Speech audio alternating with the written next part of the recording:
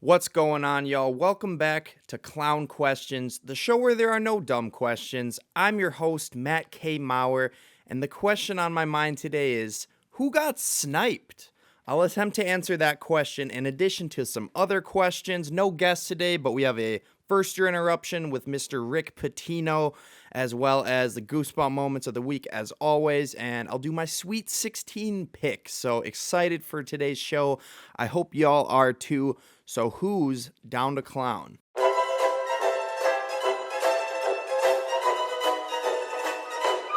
That's a clown question, bro.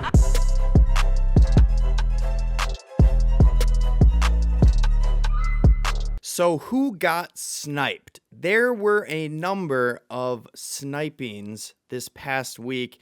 And, maybe it's not the best way to phrase it because I'm not actually talking about someone getting shot, like actually sniped. I'm talking about certain teams poaching coaches from other teams. A lot of people got sniped. So there's no really one answer to who got sniped. The answer is everyone.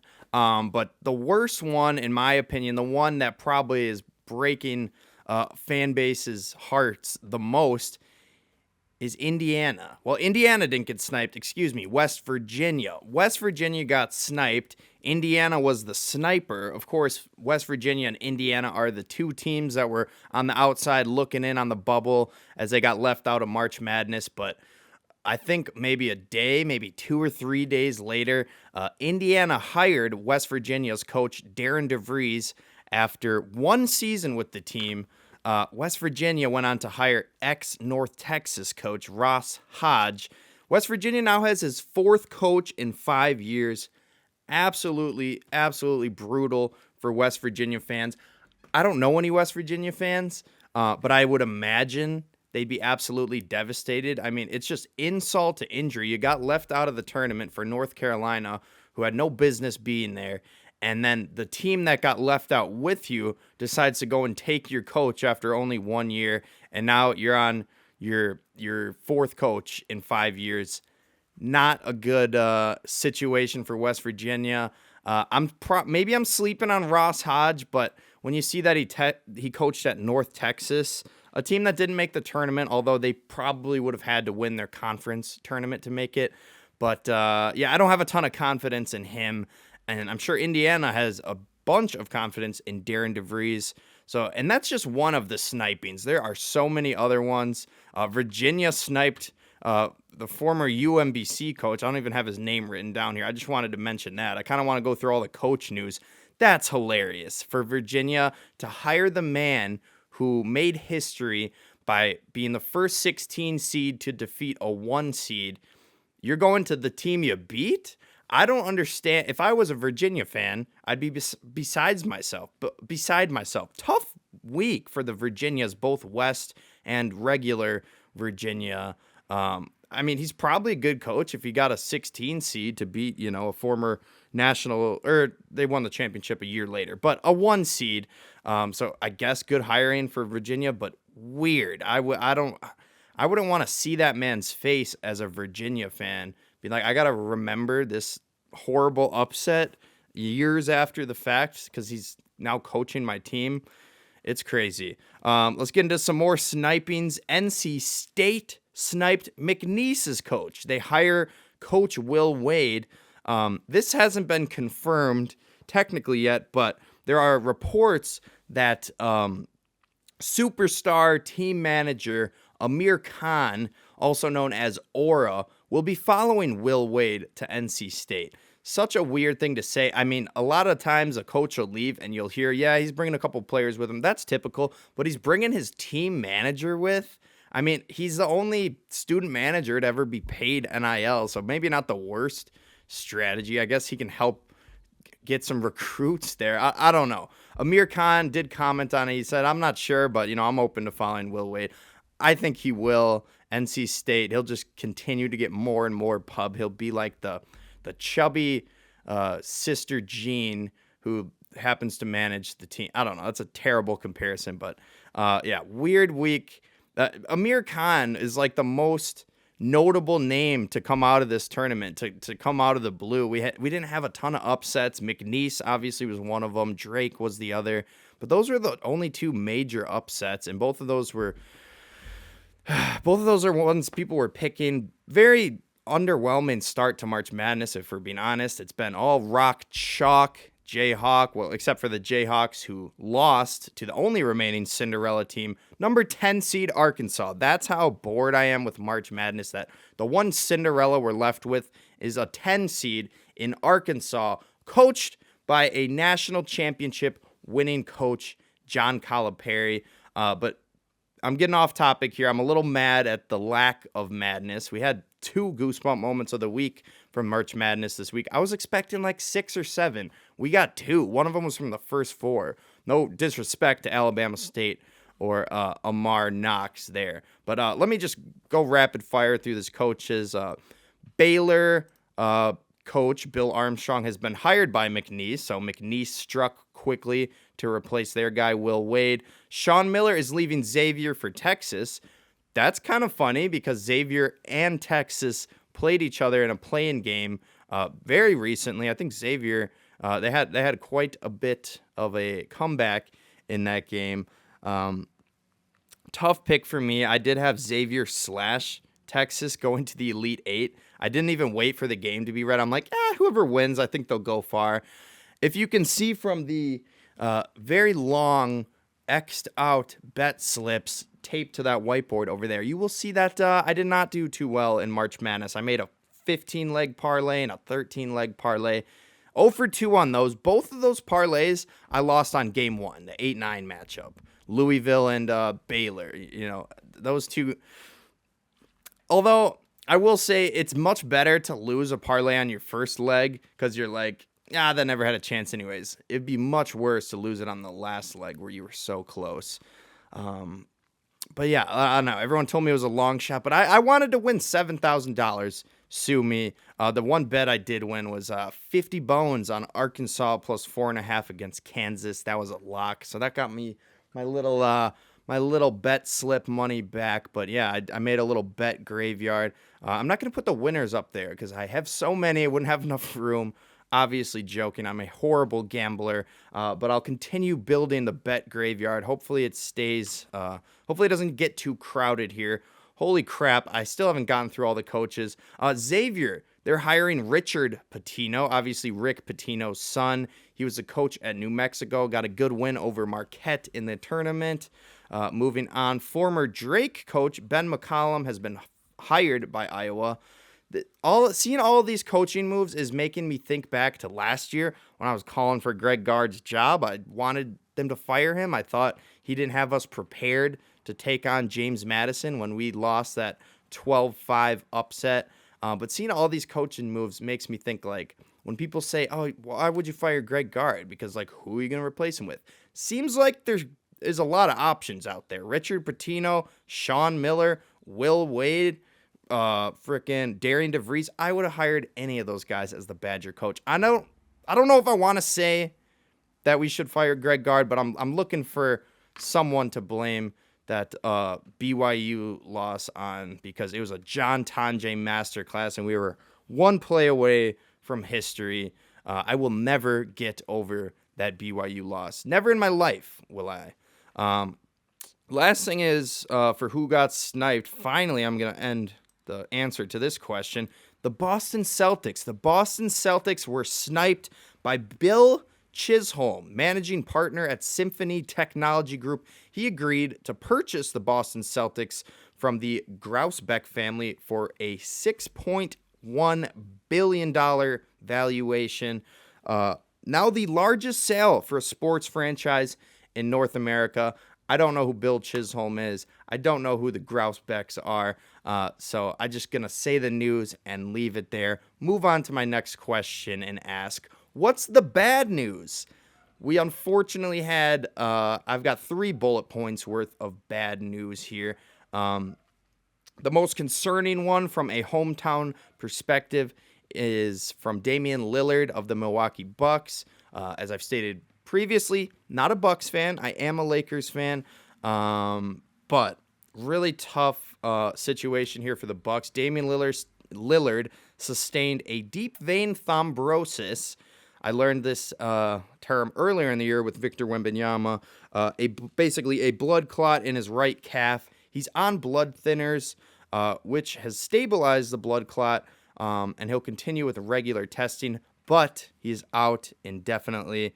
So prayers up for Damian Lillard. Hope he has a quick recovery, but more importantly, hope he has a full recovery. That's a serious injury, not only, threatening to play basketball, but a life-threatening injury.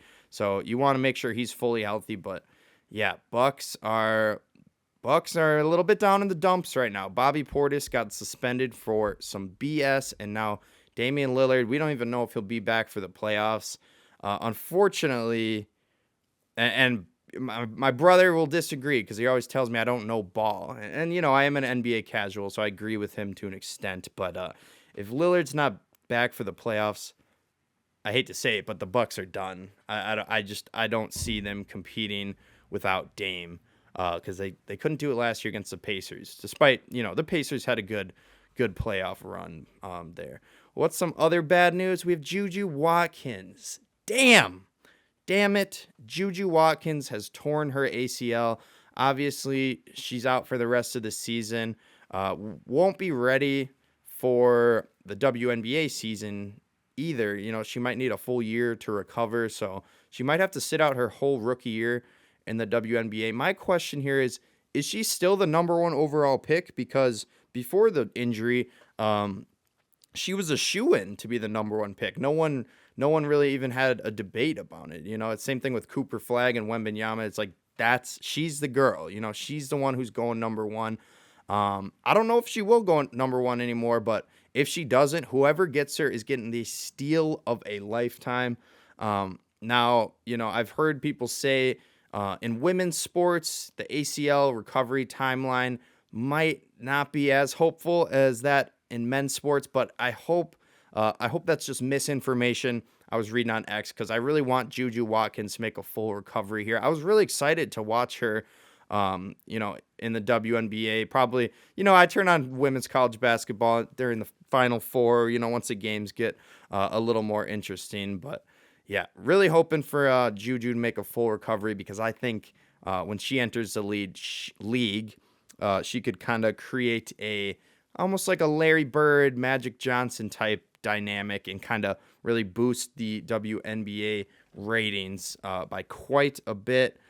Last bit of bad news as I check some meaningless baseball updates. Sorry, they're not meaningless. This is the regular season. But last bit of bad news is George Foreman has passed away this past week. I don't know the cause, but he was getting up there in years. So yeah, obviously thoughts and prayers to his family. Very sad. I don't know much about George Foreman. I know he was a boxer. I know he was a legendary boxer.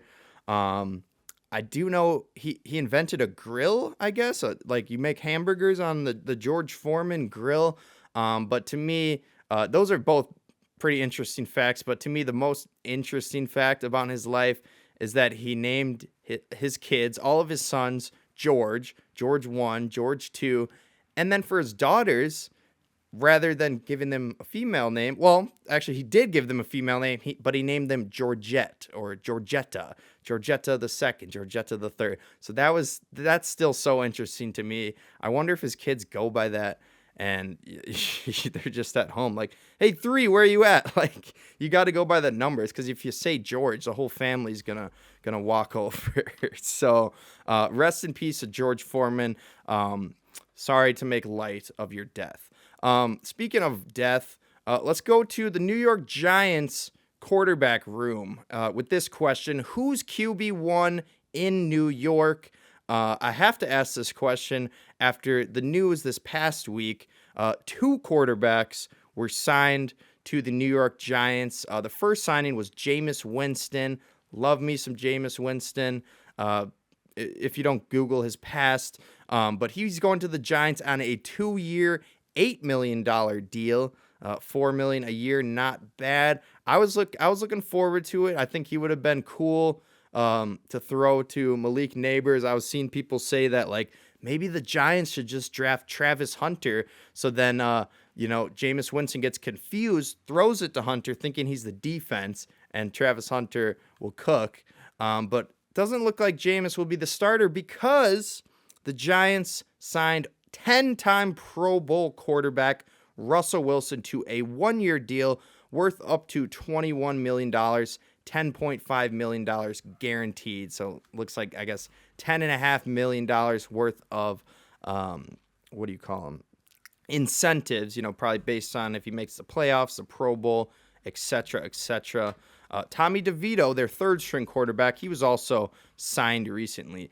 So who's QB1? I think it's Russell Wilson, but honestly, and I hate to say this because when I say this, it probably assumes one of these guys gets hurt at some point, but I expect all three of those quarterbacks to start at least one game yesterday. I don't want to see Tommy DeVito play because he's not fun to watch at all. I really want to see Jameis play, and Russell Wilson, he's hilarious. The most hilarious quarterback room of all time. Russell Wilson, Jameis Winston, and Tommy DeVito. There's going to be drama, but I don't know. It just seems like a QB room built of absolute turmoil, but maybe that's their strategy. But Joe Shane and Brian Dable, they're going to have to try. I was going to say maybe their strategy is to tank and try to get Archie Manning in next year's draft because they're not, too big on Shedeur Sanders or whatever. But tanking's probably not the strategy that they can go with because Joe Shane and Brian Dable, if they have another terrible year, both of those guys are getting fired, your GM and your head coach. So I don't think those are the guys who are going to be doing the tanking. So I guess they have some confidence in Russell Wilson. So seems like it's up to Russell Wilson and Jameis Winston to save Joe Shane's job and to prevent Archie Manning to the New York Giants. One more football question for y'all. Who is wide receiver 1?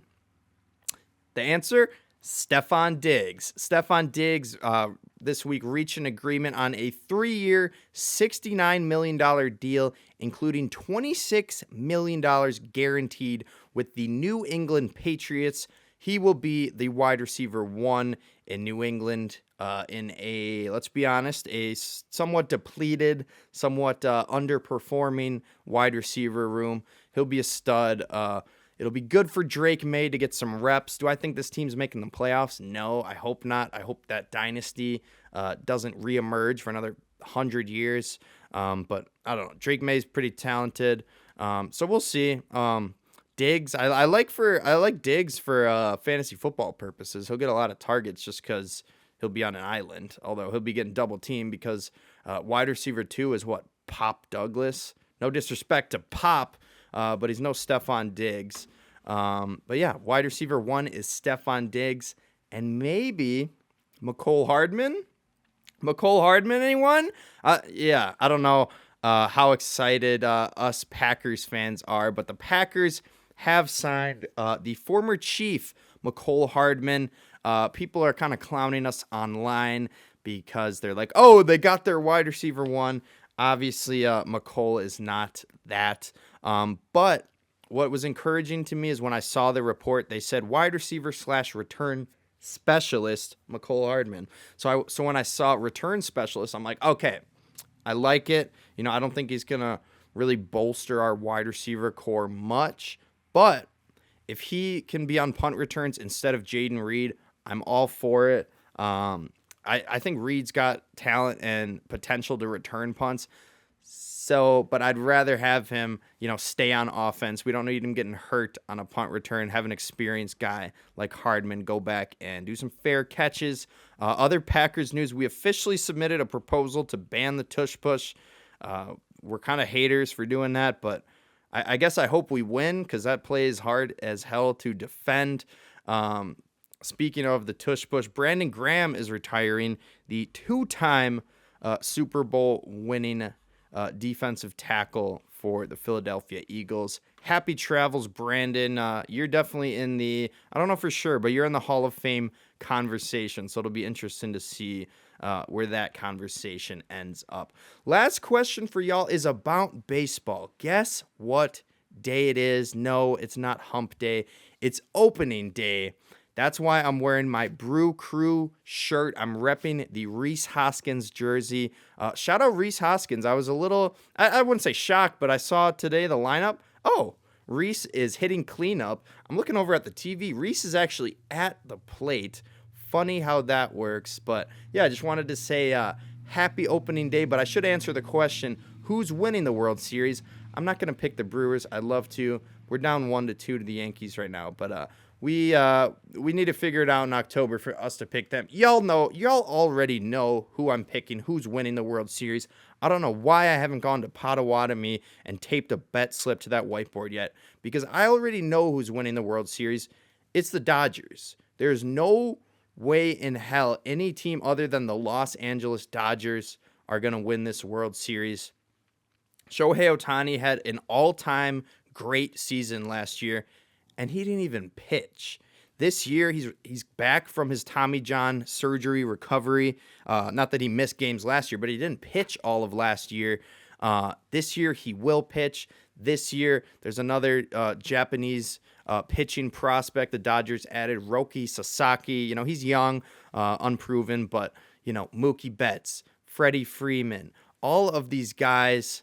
What's his name? Yamamoto. The Dodgers are so stacked. I would be shocked if anyone else won the World Series. I'm gonna do a World Series pick at the end of one of these shows, but today I'm doing Sweet 16 picks. So I'll just tell y'all now, if you want to go to Potawatomi, put your money on the Dodgers to win the World Series.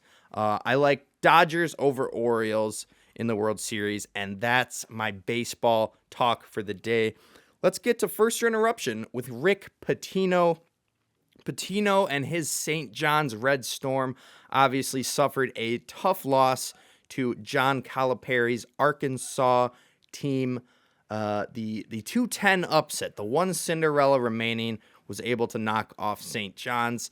Rick Pitino was interviewed after the game, and people had to ask because the Big East Player of the Year, R.J. Lewis, got benched. He didn't play the last, 5 minutes of the game. He only played 30 minutes in the game, which is a lot, but when it's the Player of the Year, you expect him to play, 40 minutes, 35.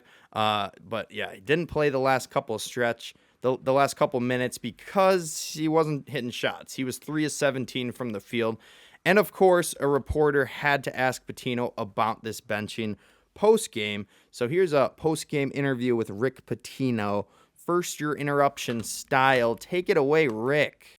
Rick, you had RJ on the bench, for a pretty long stretch at the end. Was that just because he just wasn't making them, or was there something more to it? Played 30 minutes. It's a long time. So he was tired? No, played 30 minutes, and I went with other people. You already know the answers, Roger. You're asking leading questions. You already know it. So don't ask leading questions. You already know why he didn't play. Don't ask leading questions, says Rick Pitino. The reporter knew what he was doing. The reporter asked, why'd you bench him? But the reporter knew R.J. Lewis was 3 of 17 from the field. People are giving Rick Pitino shit for this response because later in the interview, I think I didn't show that part, but he goes on to say, I'm not going to trash one of my players. I'm not going to throw him under the bus. And people are like, yeah, we respect you not wanting to do that. But at the same time, you also did when you said, don't ask leading questions. You know why we didn't sit him. He basically found a roundabout way to say we sat him because he couldn't sit a shot. He couldn't hit a shot. Yeah. That's it. R.J. Lewis, 3 of 17. Personally, I think you should have kept playing R.J. Lewis. They end up losing that game by, 5 or 6.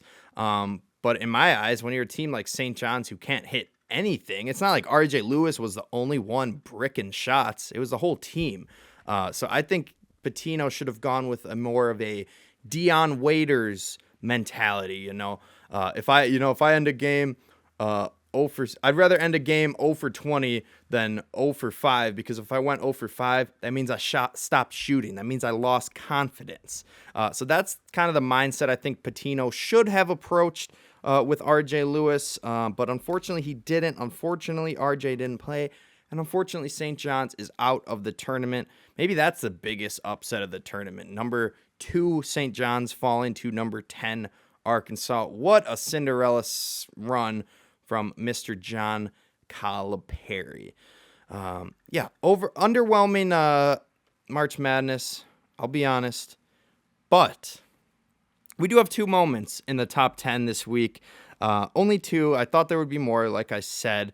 But let's get into it. The Goosebump moments of the week. The top 10 Goosebump moments of the week.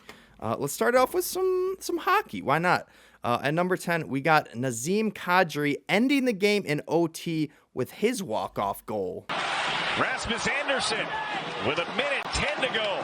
Hands off for Kadri. His shot, and he scores! Nazem Kadri wins it for Calgary.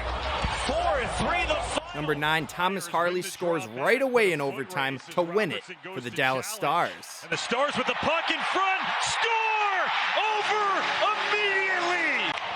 Well, right from the draw at center ice, they're able to win it, but it's a ghastly mistake with the puck, and terrific pursuit by Jason Roberts. Number 8, Nikola Ehlers scores the walk-off goal in OT for Winnipeg. Fires, and he scores!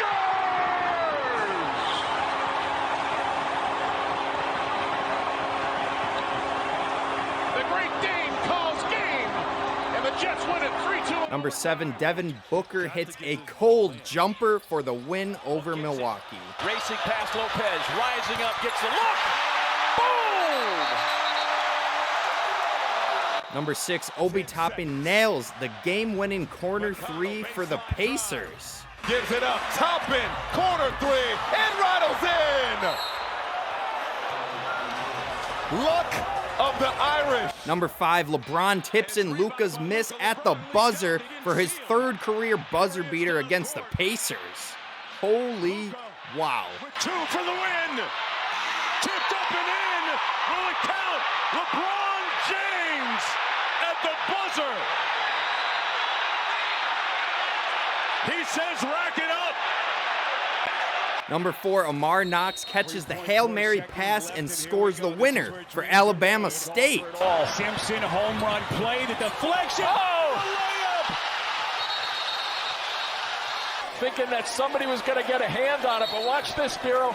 Everybody gets a hand on it, and they get a friendly. Number 3, Cade Cunningham banks in the 3 for the win over the Heat for the Pistons. Cunningham gets the ball against Bam. Pulls up for the win. Got it! Detroit basketball with the lead with .6 to go.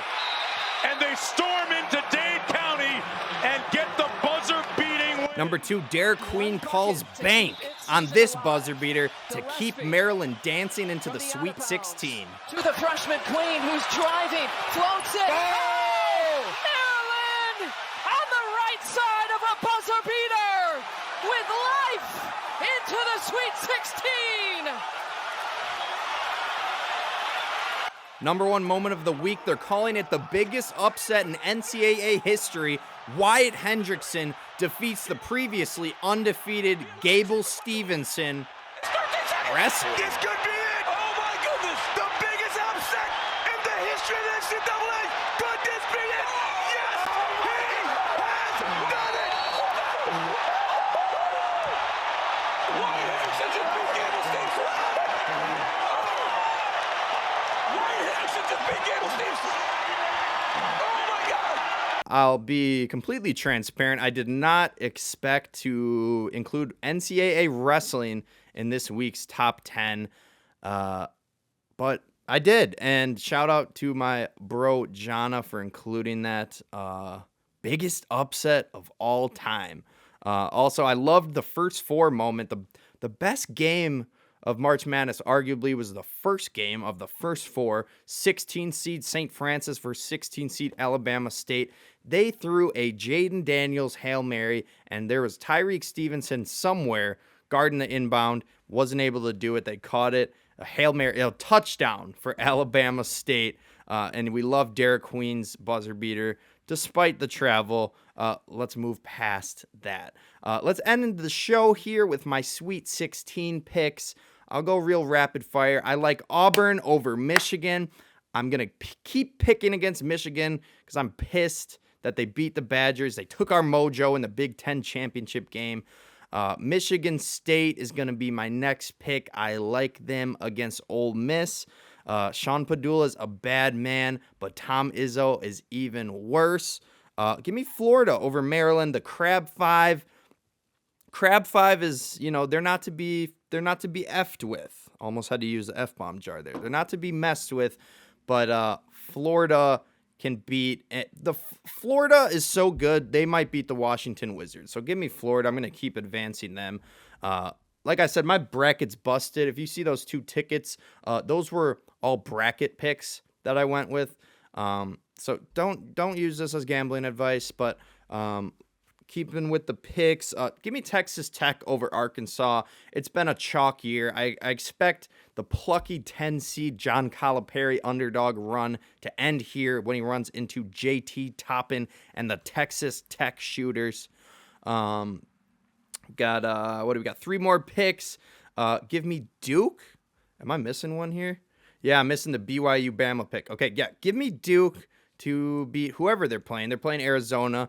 Caleb Love, they asked Caleb Love post-game after Arizona beat Oregon to go on to face Duke. They're like, hey, you've played Duke a bunch. You used to be on North Carolina. How do you beat him? And he stood there frozen for a second. Caleb Love was like, and then he smiled. And, people are saying, he kind of held back. He wanted to talk some trash there, but I think he was genuinely scared and didn't know what to say. Next game would be BYU, Alabama. And I should say, a lot of y'all are probably watching these picks after. This might be posted after some Sweet 16 games happen. So feel free to make fun of whatever picks I got wrong by the time you've listened to it. But in the BYU, Alabama game, give me BYU. They don't miss. They make every single 3, and I am still depressed about the Badgers' loss to BYU. John Tonje, masterclass of a game, 37 points, the highest scoring March Madness game by anyone. John Tonje left it all on the court, and Greg Gard called a timeout with 13 seconds left to go. He should have just let Tonje do his thing, but no. Greg Gard decides to call a timeout and draw up the worst play of all time. He's like, yeah, Tonje, drive in the lane when there's 3 big centers down there and throw up a prayer. It was 91-89. We throw up a shot to try and tie the game. We're coming back from like a 15-point deficit. We're in the midst of a miracle comeback. And your best plan is let's try to send it to overtime? Are you kidding me? Go for the win there. Any other play would have been better. I would have rather John Tonje stand there for 12 seconds, dribble the ball, and throw up a prayer of a 3-pointer at the. And I'm not putting anything on John Tonje. He's the only reason we were in that game. He's the reason we were such a good team this year. We had a lot of great other players, but man, I am never going to get over that game. We were just Greg, just have us throw up a 3. Don't play for overtime when you're lucky to even be in the game to begin with. Just go for the win there. And that's my BYU rant, but that's probably also the reason I'm picking BYU to beat Alabama. Give me Houston over Purdue. Houston's still my champion. Still got a future on them at Potawatomi. Potawatomi, sponsor me. Come on. I don't know if they even can sponsor this. Maybe they could. But yeah, I'm going to go with my champion Houston. And for my last pick in the bottom right corner of the bracket, I'm going to go with Kentucky. I know Kentucky, they have beaten Tennessee twice already this season. And, while I know they do say it is tough to beat a team 3 times, but I don't really give a fuck. And, I'll put $1 in the F-bomb jar just for saying that. But, yeah, I don't care. I'm still taking Kentucky. I don't really like them, but I'm riding with Big Blue Nation.